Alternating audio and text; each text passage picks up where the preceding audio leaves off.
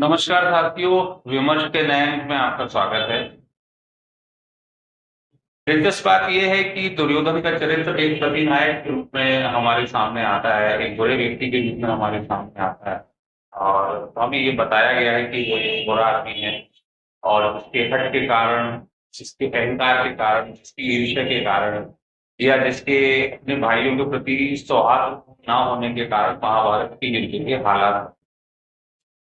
जाहिर है ऐसे व्यक्ति की पूजा करने के संबंध में यदि कोई कहे कि ऐसे व्यक्ति की पूजा की जानी चाहिए तो हम बहुत आश्चर्य से भर जाएंगे। एक तो ये दृष्टिकोण।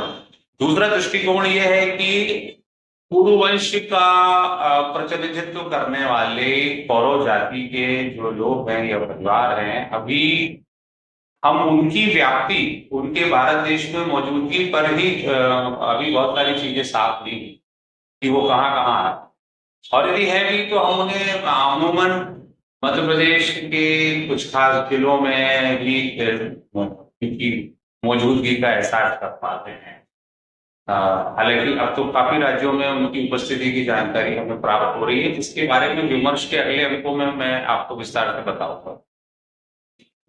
मगर इधर इस बीच में मेरी नजर एक बहुत ही प्रतिष्ठित समाचार पत्र है हिंदुस्तान का, नवभारत टाइम्स, उसके समाचार पर पढ़ी और वो इतना दिलचस्प समाचार है कि मुझे लगा कि मुझे आपसे उसे शेयर करना चाहिए।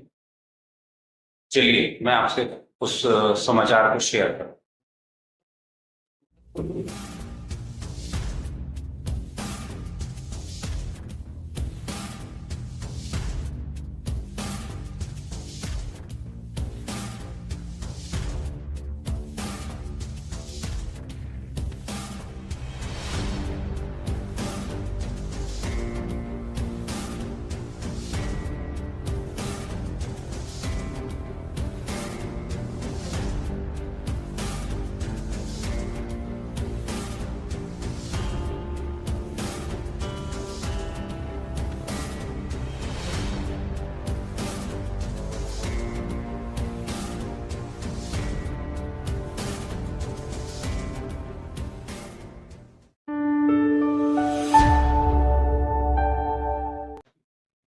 साथियों, देखा आपने, इस समाचार में ये बताया जा रहा है कि केरल के कोल्लम जिले में एक एडेक्कड़ नाम का एक इलाका है।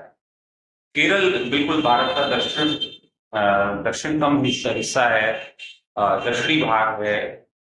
वहां पर दुर्योधन का मंदिर है और दुर्योधन के इस मंदिर के विषय में ये कहानी बताई गई है कि वहां पर दुर्योधन पहुंचा था और उसे वहां पर प्यास लगी और प्यास लगने पर वहां के स्थानीय लोगों ने उसे टोटी नाम की एक देसी मदिरा उपलब्ध कराई, जिसके कारण उसकी प्यास बुझी।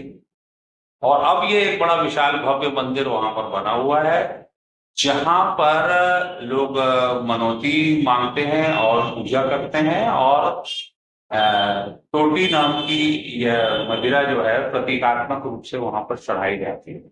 हालांकि नवभारत टाइम्स के इस समाचार में यह भी बताया गया कि किसी एक मनचले भक्त ने वहां पर बड़ी बड़ी तादाद में अंग्रेजी शराब भी चढ़ा दी थी ताकि उसकी मनोकामना पूरी। हमें इस समाचार का और इस अंक का सिर्फ आनंद लेना है, क्योंकि मीडिया का काम होता है to inform, to educate and to entertain. तो हम इसे किसी भी रूप में ले सकते हैं। हालांकि ये रवायत, ये कर्मकांड कोई नया नहीं है मंदिरों में तरह तरह के द्रव्य चढ़ाने का, मगर इसे सूचना के रूप में और एक तथ्य के रूप में ग्रहण कीजिए। उम्मीद है ये जानकारी, ये अंक आपको अच्छा लगा होगा। अगले अंक में एक बहुत और रोचक जानकारी के साथ फिर आपसे मिलता हूं। नमस्कार।